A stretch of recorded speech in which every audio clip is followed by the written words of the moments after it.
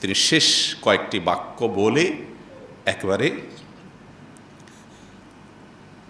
আর রফিক আলা মহান বন্ধুর সাথে সাক্ষাৎ, আল্লাহ রব্বুল আলামিনের সাথে সাক্ষাতের প্রেরণা উজ্জীবিত হয়ে দিনকে বুলন্দ করে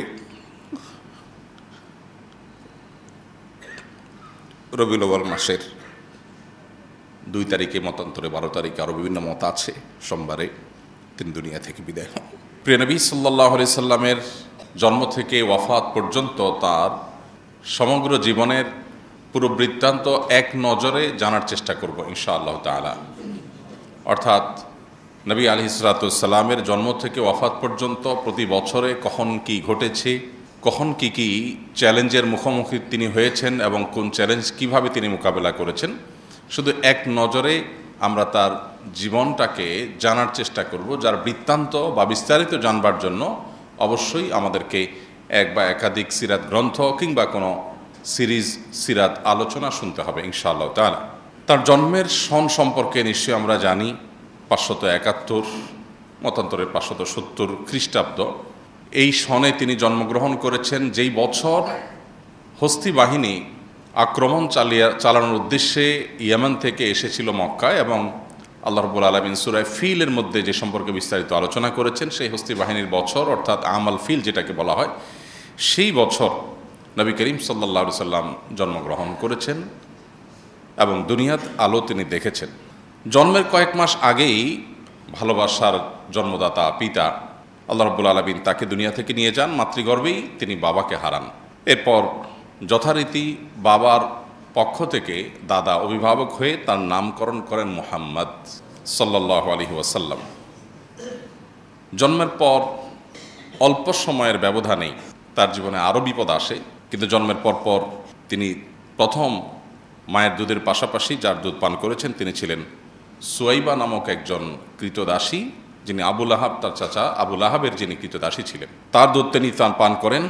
এরপর আল্লাহ রাব্বুল আলামিনের তরফ থেকে তার জন্য বড় পরীক্ষার বিষয় হলো শৈশবে তার মাকে তিনি হারান, এবং মাকে হারান বাবার মৃত্যুর পর। বাবার মৃত্যু হয়েছিল মক্কার বাইরে, সে বাবার কবর জিয়ারতের উদ্দেশ্যে মায়ের সাথে গিয়েছেন নবী করিম সাল্লাল্লাহু আলাইহি সাল্লাম, শিশু মুহাম্মদ সাল্লাল্লাহু আলাইহি সাল্লাম। সে মদিনার কাছাকাছি এলাকায় ফেরার পথে আবওয়া নামক জায়গায় তার মায়ের মৃত্যু হয়, এবং মা আমেনা তাকে আবওয়া নামক জায়গায় দাফন করা হয়েছে। এখনও তার কবর সেখানে, মক্কা এবং মদিনার মধ্যবর্তী একটি জায়গা। সাথীকৃত দাসী ছিলেন, মাকে দাফন করে দাসীর সাথে শিশু মুহাম্মদ সাল্লাল্লাহু আলাইহি সাল্লাম মক্কায় ফিরে আসেন। অর্থাৎ বাবা মা দুজনকে তিনি শৈশবে হারিয়ে ফেলেন। আরবের মানুষের ঐতিহ্যবাহী ফ্যামিলিগুলোর, সম্ভ্রান্ত ফ্যামিলিগুলোর একটা নিয়ম ছিল যে তারা সন্তানের দুগ্ধ দানের জন্য এবং তাদেরকে গ্রামীণ কালচার, যেখানে কোনো প্রকার সংমিশ্রণ নাই, বিশেষ করে ভাষার কোনো সংমিশ্রণ নাই, সেই জায়গায় বাচ্চাকে পাঠানো হতো ছোটোবেলায়, যাতে করে সে সেটাকে রপ্ত করতে পারে। মক্কা যেহেতু হজের স্পট হওয়ার কারণে, কাবার কারণে বিভিন্ন দেশ থেকে মানুষ আসে, বিভিন্ন ভাষাভাষী আসে, আরবের বিভিন্ন প্রান্ত থেকে আসে, একেবারে পিওর মক্কাভাষীর যে ভাষা, সেই ভাষাটার মধ্যে কিছুটা সংমিশ্রণ এখানে ঘটবার শঙ্কা আছে, এই জন্য শিশুকে বাইরে পাঠানো হতো। সব মিলিয়ে শৈশবের একটা সময় হালিমা সাদিয়া রাদিয়াল্লাহু তাআলা আনহা তার দুধ মাঝে তার কাছে তিনি বড় হন, এবং দুধ পানের পরও আরও কিছুকাল তিনি সেখানে কাটান। বয়স যখন 4, তখন তার জীবনে বক্ষ বিদীর্ণের ঘটনা ঘটে। আপনারা যারা সিরাত পড়েছেন, সিরাত গ্রন্থ পাঠ করেছেন, আপনারা জানেন নবী সাল্লাল্লাহু আলাইহি সাল্লামের জীবনে 4 মতান্তরে 2 বার তার বক্ষ বিদীর্ণের ঘটনা ঘটেছে। বক্ষ বিদীর্ণ হলো ওপেন হার্ট সার্জারি।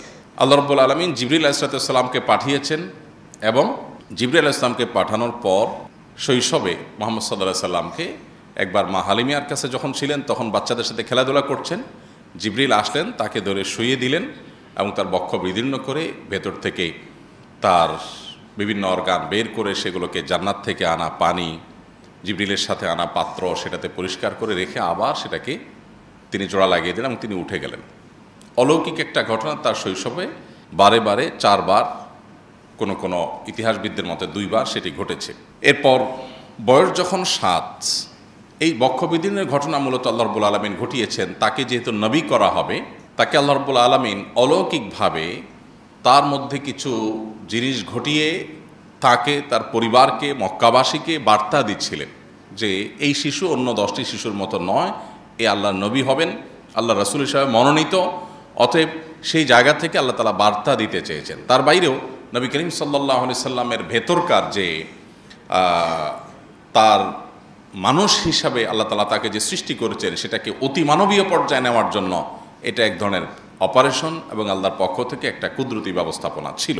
বয়স যখন 7, মাহারা হয়ে এখন একমাত্র অভিভাবক, একমাত্র দেখাশোনা করার মানুষ আব্দুল মুত্তালিবের সাথে তিনি বসবাস করতেন। মাত্র 1 বছরের ব্যবধানে 8 বছর বয়স তখন দাদা আব্দুল মুত্তালিবের মৃত্যু হয়। বয়স যখন 12, 8 থেকে 12, এই পুরো সময়টা চাচা আবু তালেবের অধীনে তিনি বড় হন এবং আবু তালেব তার অভিভাবকত্ব করেন। চাচা আবু তালেবের সাথে 12 বছর বয়সে সিরিয়ায় ব্যবসায়িক সফর সঙ্গী হিসাবে চাচার সাথে যান। সেখানে পথে বুহাইরা নামক যে পাদ্রী ধর্মযাজক, তিনি তাকে দেখে ভবিষ্যৎবাণী করেছিলেন যে এই শিশু ভবিষ্যতে নবী এবং রাসূল হিসাবে আবির্ভাব ঘটবে, এবং তার ভিতরে সেরকম কিছু আলামত তিনি দেখতে পেয়েছেন যেগুলো তার ধর্মগ্রন্থে ইনজিলে তিনি পাঠ করেছেন। তিনি খ্রিস্টান ধর্মের যাজক ছিলেন, যে আমাদের ধর্মগ্রন্থ বলছে একজন নবী আসবেন, তার এই আলামত থাকবে, শিশুর মধ্যে তা বিদ্যমান, এবং বেশ কিছু অলৌকিকত্ব তিনি দেখে ফেলেছেন। দেখে বলেছেন যে এই শিশুকে সাবধানতার সাথে রাখতে হবে, সে নবী এবং রাসূল হিসাবে আগমন করবে, আবির্ভাব হবে। বুহাইরা নামক এই পাদ্রীর ভবিষ্যৎবাণী নিয়ে 12 বছর বয়সে নবী সাল্লাল্লাহু আলাইহি ওয়াসাল্লাম সিরিয়া থেকে মক্কায় ফিরে আসেন। এরপর তার বয়স যখন 14, 15 অথবা 20, তখন হরবুল ফুজার নামে ঐতিহাসিক একটা বড় যুদ্ধ হয়েছিল মক্কার অদূরেই। সেই হরবুল ফুজারে তিনি অংশগ্রহণ করেছেন তার চাচাদের সাথে, যদিও তিনি যুদ্ধ করেন নাই, যোদ্ধা ছিলেন না, যুদ্ধের বয়সও হয় নাই, শুধু চাচাদের সাথে গিয়েছিলেন এবং ফিরে এসেছিলেন। এটা তার জীবনের একটা অংশ। বয়স যখন 20 আনুমানিক, তখন তিনি মক্কাবাসীর ঐতিহাসিক হিলফুল ফুজুল নামক যে সংগঠন তৈরি করা হয়েছিল সেটার অংশ তিনি হয়েছেন, এবং ঐতিহাসিক হিলফুল ফুজুলের চুক্তিতে তিনি অংশগ্রহণ করেছেন, তার সঙ্গে তিনি যুক্ত হয়েছেন। হিলফুল ফুজুল সম্পর্কে আমরা নিশ্চয়ই জানি যে মক্কায় বাহির থেকে আসা, হজ এবং ওমরার উদ্দেশ্যে আসা আল্লাহর ঘরের মেহমান যারা আসতো, তাদেরকে মক্কায় কোনো দুষ্ট লোক যেন কোনোভাবে ক্ষতিগ্রস্ত না করতে পারে, কেউ যেন তাদেরকে ধোঁকা দিতে না পারে, সেজন্য সে সমস্ত মানুষদের অধিকার আদায়ের জন্য, অধিকার সংরক্ষণের জন্য হিলফুল ফুজুল নামে এই ঐতিহাসিক একটা সামাজিক চুক্তি হয়, একটি সংগঠন হয়। সেই হিলফুল ফুজুলের ঐতিহাসিক সামাজিক চুক্তিতে নবী সাল্লাল্লাহু আলাইহি ওয়াসাল্লাম সংযুক্ত হন এবং তার সাথে সম্পৃক্ত হয়ে তিনি মক্কাবাসীর একটি মহৎ এবং ভালো কাজে সামিল হন। অথচ তার বয়স ছিল মাত্র তখন 20, যে বয়সে তিনি আসলে এ ধরনের গুরুগম্ভীর কাজে সংযুক্ত হওয়া তখনকার সমাজ বাস্তবতা অন্তত চিন্তাও করা যেত না।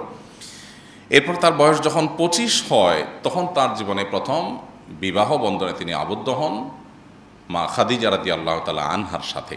মা খাদিজা রাদিয়াল্লাহু আনহার সাথে তার সংসার চলছিল, এবং বয়স যখন 35 হয়, তখন তার বংশের নেতৃবৃন্দের উদ্যোগে যখন কাবাঘর নির্মাণ করার পর কাবাঘরের যে কালো পাথর, হাজরে আসওয়াদ পাথর, সেটা স্থাপন করা নিয়ে মক্কাবাসী কুরাইশের লোকেরা তারা যখন বিবাদে লিপ্ত হয়েছিল, তখন তিনি সবাইকে অদ্ভুত এবং অকল্পনীয় একটা আইডিয়া দিয়েছেন, যাতে পুরো সমাজের পুরো বিবাদ বিতণ্ডা থেমে গিয়েছিল। তিনি বলেছিলেন, তোমরা কে কাবাঘরের এই পাথর স্থাপন করবে, এই গৌরব কে অর্জন করবে, কে ইতিহাসের অংশ হবে, এটা নিয়ে তোমরা গণ্ডগোল ফাসাদে লিপ্ত হচ্ছ।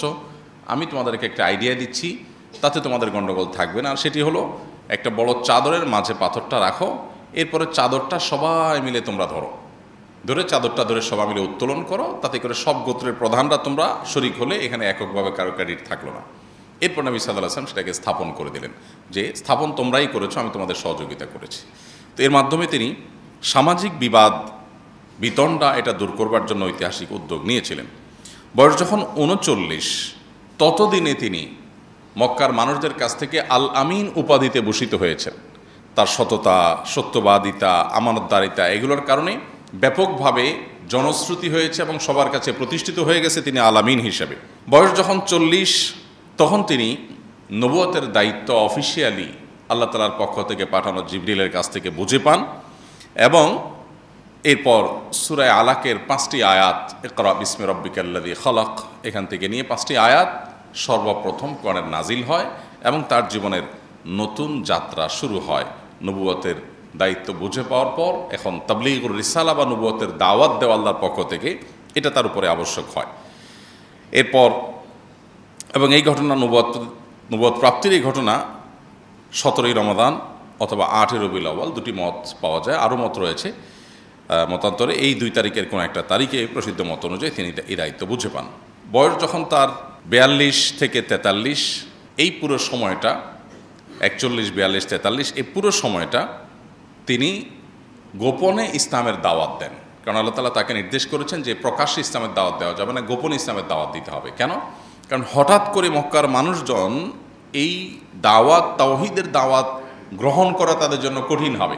সেজন্য তাদেরকে গোপনে ইসলামের দাওয়াত নবী সাল্লাল্লাহু আলাইহি ওয়াসাল্লামকে দেওয়া নির্দেশ করা হলো। তিনি গোপনে ইসলামের দাওয়াত দিলেন। সর্বপ্রথম ইসলাম গ্রহণ করলেন মেয়েদের মধ্যে তার স্ত্রী খাদিজা রাদিয়াল্লাহু তাআলা আনহা, এবং সবার মধ্যে তিনি প্রথম, অর্থাৎ পৃথিবীর ইতিহাসে প্রথম ইসলাম গ্রহণ কোনো পুরুষ করেননি।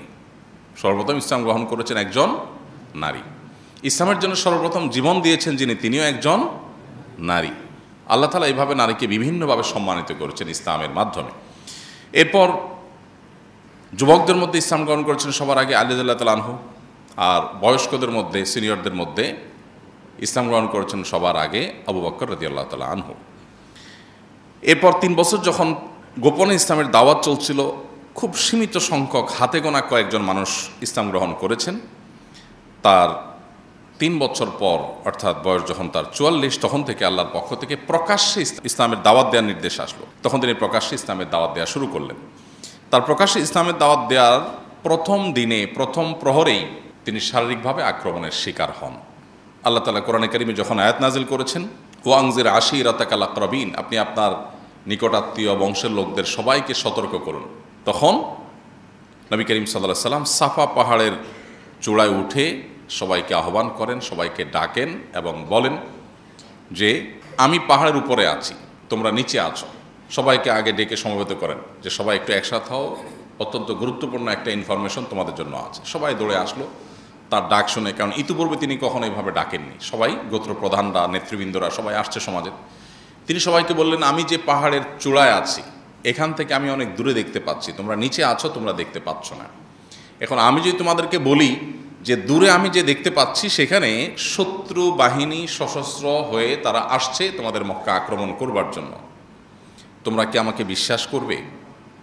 সবাই সমস্যার বলল, হ্যাঁ, জীবনে তুমি মিথ্যা বলনি আমাদের কাছে কখনো, তোমাকে আল আমিন আমরাই উপাধি দিয়েছিলাম, এই পদক আমরাই দিয়েছিলাম সবাই মিলে, অতএব তুমি যদি বলো ডেফিনেটলি তুমি দেখেই বলবে তুমি তো মিথ্যা বলো না, সো আমরা বিশ্বাস করবো ডেফিনেটলি। তখন তিনি বললেন, তারপরে পদক্ষেপ কি হবে তোমাদের?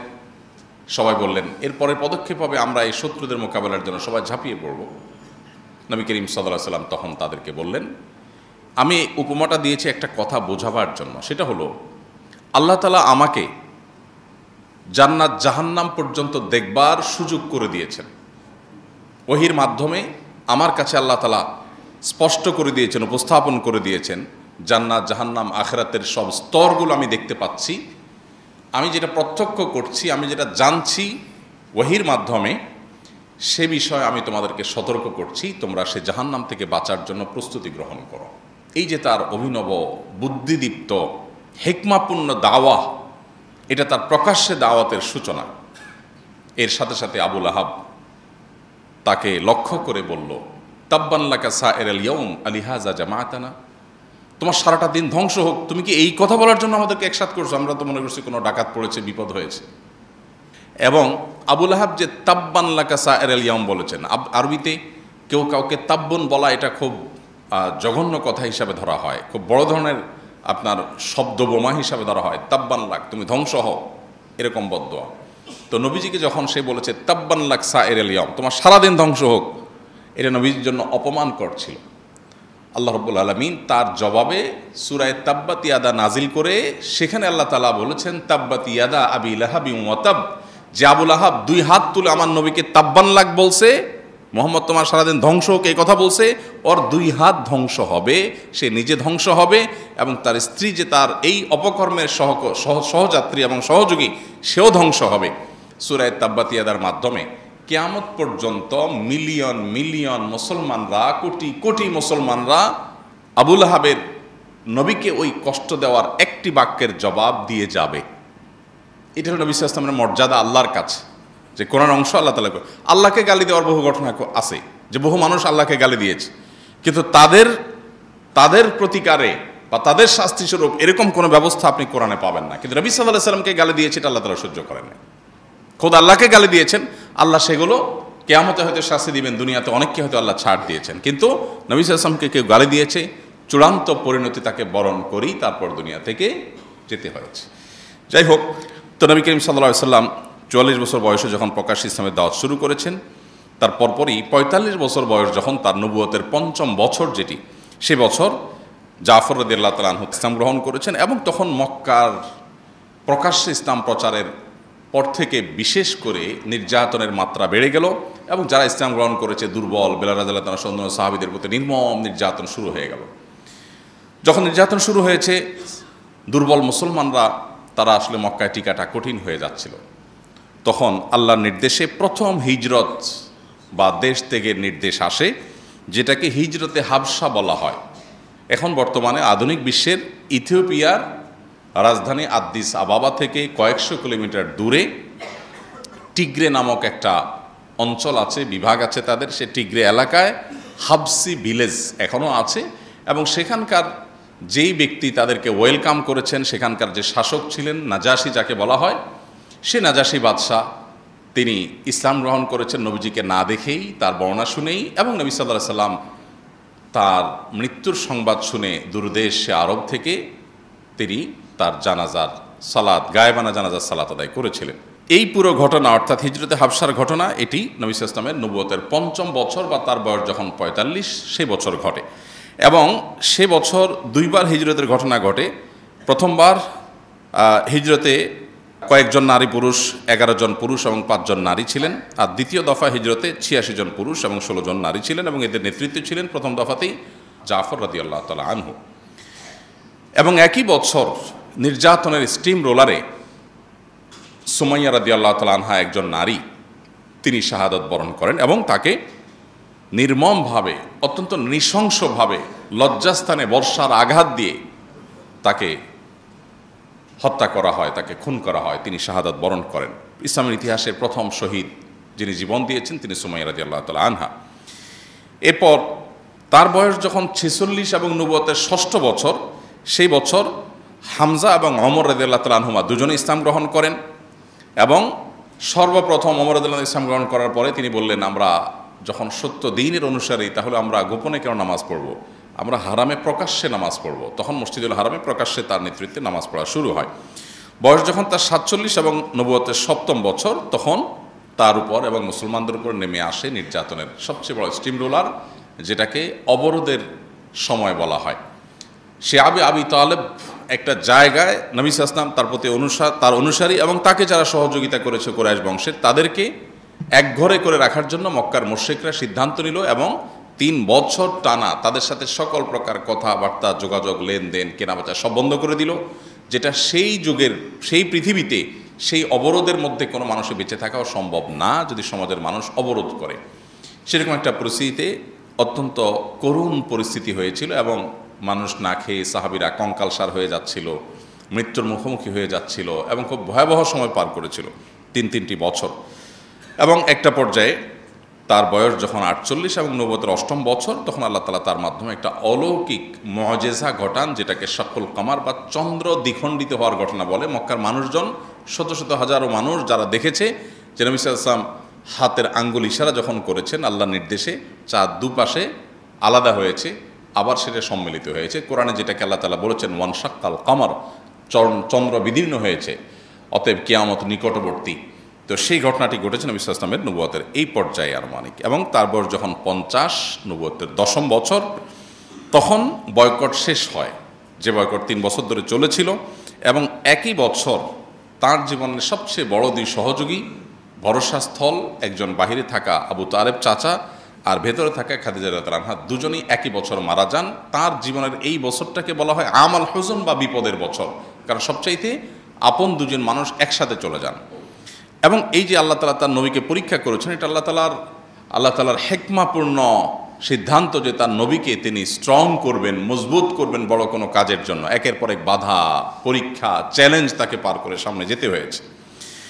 এরপর একই বছরে তিনি সাউদা রাদিয়াল্লাহু তাআলা আনহা এবং আয়েশা রাদিয়াল্লাহু তাআলার সাথে তার আকদ সম্পন্ন হয়। আয়েশা রাদিয়াল্লাহু তাআলার সাথে সংসার জীবন শুরু করেন আরও অনেক পরে, কিন্তু শুধু আকদটা সম্পন্ন হয় তখন, আর সাউদা রাদিয়াল্লাহু তাআলার সাথে তখন আকদ এবং সংসার একসাথে শুরু হয়।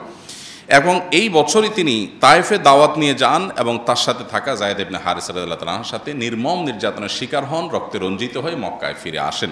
বয়স যখন তার 52 এবং নবুয়তের 12তম বছর, সে বছর তার জীবনে ইসরা এবং মেরাজের ঘটনা ঘটে এবং 5 ওয়াক্ত নামাজের বিধান আল্লাহ তাআলা তাকে দেন।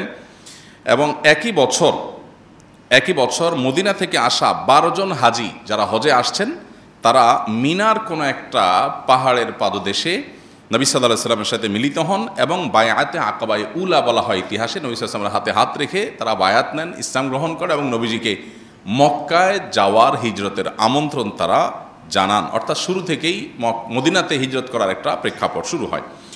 এরপর তার বয়স যখন 53 নবুয়তের 13তম বছর, তখন আল্লাহর পক্ষ থেকে হিজরতের অনুমোদন আসে, বায়াতে আকাবায়ে সানিয়া আসে, বা মদিনা থেকে এবছর হজ থেকে আসা, হজের জন্য আসা 72 জন পুরুষ এবং 12 জন নারী ইসলাম গ্রহণ করেন। এবং তারা বলেন, আপনি মদিনায় আসেন, মক্কাবাসীর জুলুমে আপনার থাকার কোনো মানে নাই, আপনার সাথে যত লোক আসবে সবাইকে ওয়েলকাম করার জন্য মদিনাবাসী আমরা প্রস্তুত, আপনি চলে আসেন। তখন তিনি পরামর্শ করলেন, আল্লাহর পক্ষ থেকে অনুমোদন আসলো হিজরতের, তিনি হিজরতের সিদ্ধান্ত নেন। এদিকে নবী সাল্লাল্লাহু আলাইহি ওয়াসাল্লামকে হত্যার বহু ষড়যন্ত্র আগেও হয়েছে, এখনও চলছে। নবী সাল্লাল্লাহু আলাইহি ওয়াসাল্লাম এর মধ্য দিয়েই বয়স যখন তার 54 এবং নবুয়তের যখন 14তম বছর শুরু, তখন তিনি হিজরতের উদ্দেশ্যে রাতের গভীরে আবু বকর রাদিয়াল্লাহু আনহুকে সাথে নিয়ে বের হন এবং মক্কা থেকে মাত্র 5 কিলোমিটার দূরে গারে সৌরে 3 দিন অবস্থান গ্রহণ করেন। অত্যন্ত সুকৌশলী একটা সিদ্ধান্ত। যখন মক্কা থেকে গারে সৌরে তিনি আশ্রয় নেন, তিনি সোজা টানা মক্কা থেকে মদিনার পথে চলে যেতে পারতেন, না গিয়ে তিনি মক্কা থেকে অদূরে 5 কিলোমিটার দূরে গিয়ে একটা গুহায় 3 দিন অবস্থান করেন। উদ্দেশ্য যে মক্কার মুশরিকরা তাকে খুঁজে পাবে না। তখনকার যে রাস্তা, এই রাস্তা ধাওয়া করে একজন মানুষকে ধরে ফেলা তো খুব সহজ কাজ। তো তিনি যদি রাস্তা কন্টিনিউ করতেন তাহলে তাকে তারা ধরে ফেলতো। আল্লাহর নির্দেশে, আল্লাহর ইশারায় তিনি গুহায় আশ্রয় নিলেন 3 দিন। 3 দিন ধরে যখন তাকে কোথাও খুঁজে পায়নি মক্কার মুশরিকরা, তখন তারা আশা ছেড়ে দিয়েছে, তাহলে আমাদের হাতের নাগালে বাইরে চলে গেছে। অথচ তিনি খুব কাছেই ছিলেন। তখন গারে সৌরে 3 দিন অবস্থান করার পর তিনি যখন একটা পর্যায়ে 1 থেকে 12ই রবিউল আউয়াল পর্যন্ত টানা বিভিন্নভাবে সফর করার পর মদিনায় গিয়ে পৌঁছালেন, তখন মদিনাবাসী কুবা নামক জায়গা, যেখানে আমরা হজে গেলে দেখে থাকি কুবাতে একটা মসজিদ আছে, এইখানে মদিনার এন্ট্রেন্স পয়েন্ট ছিল, তখন প্রবেশদ্বার ছিল মদিনার, তখনকার যে রুট ছিল সেই রুটে। এই জায়গায় শত শত মানুষ, যুবক, বৃদ্ধ, বিভিন্ন বয়সের শিশু সবাই একত্র হয়ে নবী সাল্লাল্লাহু আলাইহি ওয়াসাল্লামকে ওয়েলকাম করেন এবং তলা আল বদরু আলাইনা ওয়াক্তাবাত মিনহাল বুদুরু, এই যে ঐতিহাসিক যে তাদের কবিতার মাধ্যমে নবী সাল্লাল্লাহু আলাইহি ওয়াসাল্লামকে ওয়েলকাম করানো, সেটা তারা করেছে। এরপর তিনি মসজিদে মদিনায় ঢোকার পর তার বয়স যখন 54, নবুয়তের 14তম বছর এবং হিজরতের প্রথম বছর, এই বছরে তিনি মদিনায় ঢুকে প্রথম মসজিদে কুবা নির্মাণ করলেন। এরপরে পাশে আরেকটা মসজিদ তৈরি করলেন, এটা মসজিদে জুমা, এবং একই বছর মসজিদে নববী তৈরি করলেন। এবং ঐতিহাসিক মদিনা সনদ ইয়াহুদীদের সাথে এই বছরই তিনি সম্পাদন করেন। আজান একামতের বিধিবিধান এই বছরই শুরু হয় এবং এই বছরই সালমান ফারসি রাদিয়াল্লাহু তাআলা ইসলাম গ্রহণ করেন। অনেকগুলো ঘটনাবহুল বছর ছিল এটি। তার বয়স যখন 55 এবং হিজরতের 2য় বছর, এই বছরে কেবলা পরিবর্তনের বিধান আসলো। তিনি যখন মক্কা থেকে মদিনা আসছেন, তখন তিনি মদিনা থেকে তিনি বাইতুল মাকদিসের দিকে নামাজ পড়তেন। তারপর আল্লাহ নির্দেশ করলেন যে আপনি কাবার দিকে ফিরে নামাজ পড়ুন। আপনারা মদিনা যারা যান, 2 কেবলার মসজিদ সম্পর্কে জানেন। সেখানে আল্লাহর বিধান আসার সাথে সাথে সাহাবীরা নামাজের মধ্যেই কেবলা পরিবর্তন করে, এই জন্য এটাকে 2 কেবলার মসজিদ বলা হয়। যে একই নামাজে 2টা কেবলা তারা মেনটেন করেছেন। প্রথমে কিছু নামাজ পড়েছেন বাইতুল মুকাদ্দাসের দিকে, এরপরে যখন নামাজের রত অবস্থায় কেউ একজন এসে সংবাদ দিল যে মুহাম্মদ সাল্লাল্লাহু আলাইহি ওয়াসাল্লাম এর প্রতি আল্লাহ তাআলা নতুন বিধান জারি করেছেন, মক্কার দিকে কাবার দিকে ফিরে নামাজ পড়তে হবে, তখন তারা নামাজের মধ্যেই চেঞ্জ হয়ে যান। এই জন্য এটাকে 2 কেবলার মসজিদ বলা হয়। আমরা যারা মদিনা যাই তারা অনেকেই সেটা দেখার জন্য যাই।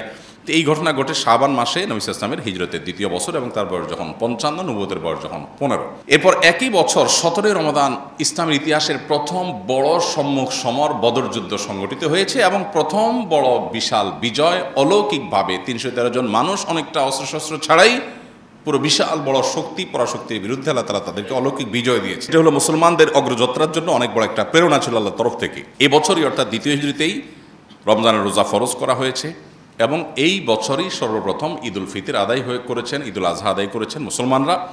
এবং এই বছরই অনেকগুলো বিধিবিধান নাজিল হয়েছে, যেমন কোরবানির বিধান নাজিল হয়েছে, তারপরে ফিতরার বিধান নাজিল হয়েছে, জাকাতের বিধান নাজিল হয়েছে, এবং এবছরই ফাতিমা রাদিয়াল্লাহু তাআলা আনহার সাথে আলী রাদিয়াল্লাহু তাআলা আনহুর বিবাহ সম্পাদন হয়।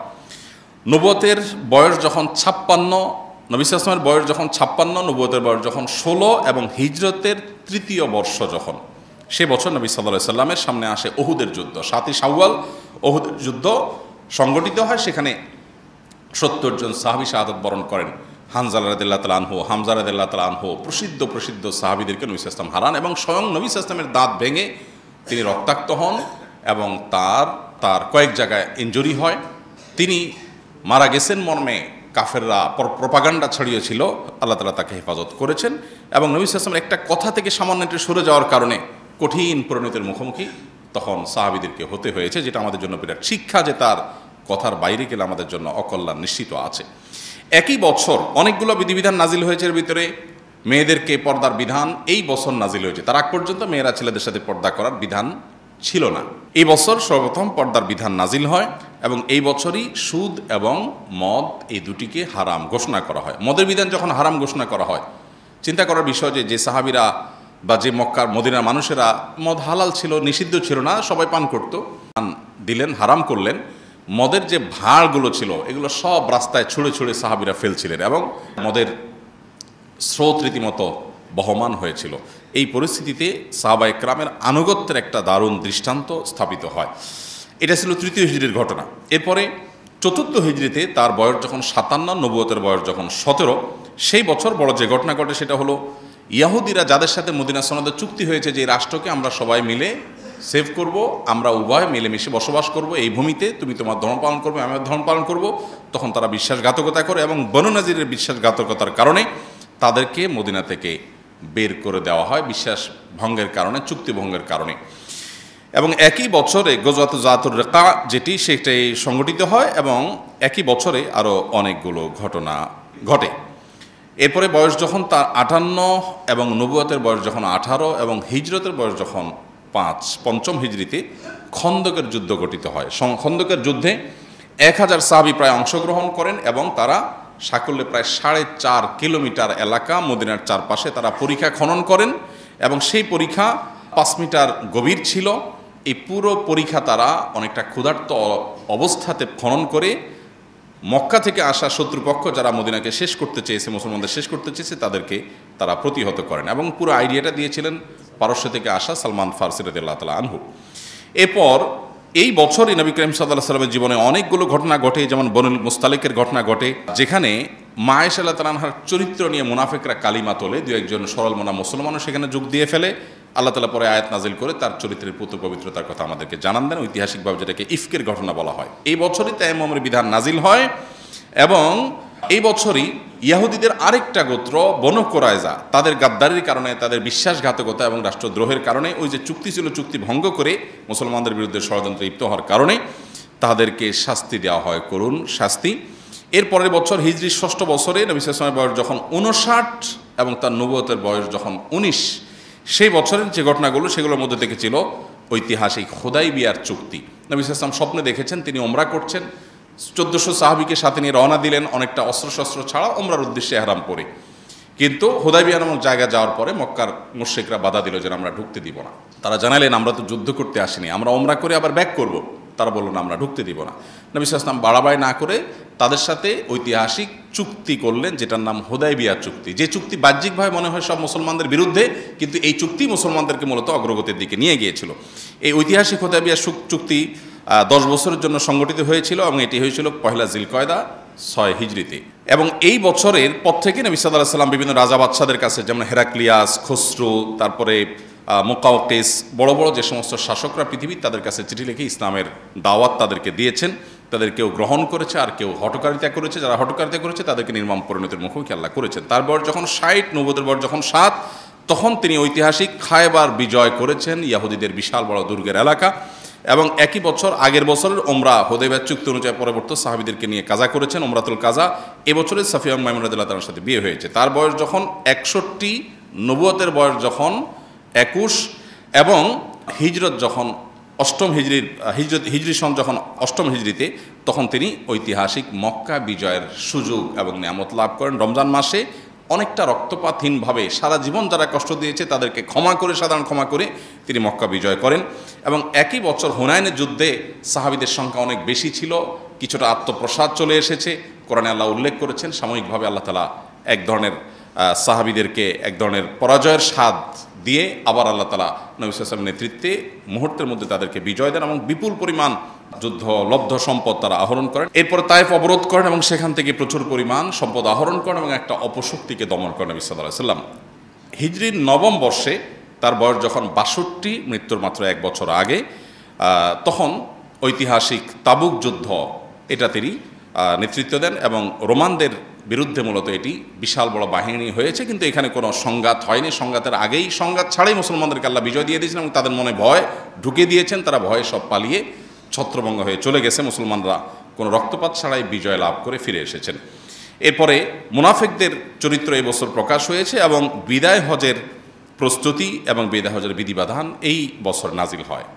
তার বয়স যখন ৬৩, জীবনের শেষ বছর এবং হিজরতের ১০ম বছর, সে বছর তিনি ঐতিহাসিক বিদায় হজের খুতবা, যেটা ঐতিহাসিকভাবে আজও মানব ইতিহাসের কাছে রোল মডেল, সেই খুতবায় তিনি মানবাধিকার, নারী অধিকার, শ্রমিকদের অধিকার, বিভিন্ন বিষয়ে মানুষকে সচেতন করে তিনি ঐতিহাসিক খুতবা দেন, যেটা আজও গোটা পৃথিবীতে চর্চা হয়। ১৫০০ বছর আগের খুতবা যেন আজকের জন্য জাজ্জল্যমান এবং শাশ্বত। এবং এই বছর এবং ওই দিনই আল-ইয়াউম আকমালতু লাকুম দীনাকুম এই আয়াত নাজিল হয় যে আজকে তোমাদের দিনকে পরিপূর্ণ করে দেওয়া হলো। এবং এরপর নবী সাল্লাল্লাহু আলাইহি ওয়াসাল্লাম এই হজের পরেই যখন মদিনায় আসেন, পর থেকে তিনি অসুস্থ হয়ে গেলেন, মদিনায় গিয়ে পরিপূর্ণ অসুস্থ হলেন। এই অসুস্থতাই আস্তে আস্তে তাকে মৃত্যুর দিকে নিয়ে গেল এবং এরপর তিনি আর সুস্থ হলেন না। আস্তে আস্তে আস্তে ধীরে ধীরে তিনি দুর্বল হতে থাকলেন। একটা পর্যায়ে যখন জীবনের শেষ মুহূর্ত, তিনি বারবার আয়েশা রাদিয়াল্লাহু তাআলার কক্ষে ছিলেন এবং বারবার সেন্সলেস হয়ে যাচ্ছিলেন। যখন তার সেন্সলেস হয়ে যাচ্ছিলেন, তাকে উজু করানো হলো, মুখে পানি দেওয়া হলো, ঠান্ডা পানি দেওয়া হলে তিনি একটু হুঁশ আসে নামাজ পড়ার জন্য, কিন্তু আবার বেহুঁশ হয়ে যান, আবার হুঁশ আসে বহুত কষ্টে, আবার বেহুঁশ হয়ে যান। এভাবে কয়েক দফা হয়েছে। একটা পর্যায়ে তিনি কোনো রকম নামাজ পড়তে পারলেন। তারপরে তার জীবনের একেবারে শেষ অন্তিম মুহূর্ত তখন তিনি তার আম্মা জান আয়েশা তার কক্ষে ছিলেন, দেখতে পেলেন যে আম্মা জান আয়েশার একজন ভাই প্রবেশ করেছে কক্ষে, তার হাতে মেসওয়াক। তিনি ইশারা দিলেন, তখন জবান বন্ধ হয়ে গেছে। ইশারা দিলেন যে এই মেসওয়াকটা আমাকে দেওয়া যাবে কিনা। মেসওয়াকটা দেওয়া হলো। তখন খাজা আয়েশা রাদিয়াল্লাহু তাআলা আনহা মেসওয়াকটা চাবিয়ে দিলেন, কারণ নবী সাল্লাল্লাহু আলাইহি ওয়াসাল্লামের তখন দাঁত দিয়ে চাবানোর শক্তি ছিল না। নবী সাল্লাল্লাহু আলাইহি ওয়াসাল্লাম তখন মেসওয়াক করলেন। মেসওয়াক করতে করতে তিনি শেষ কয়েকটি বাক্য বলে একেবারে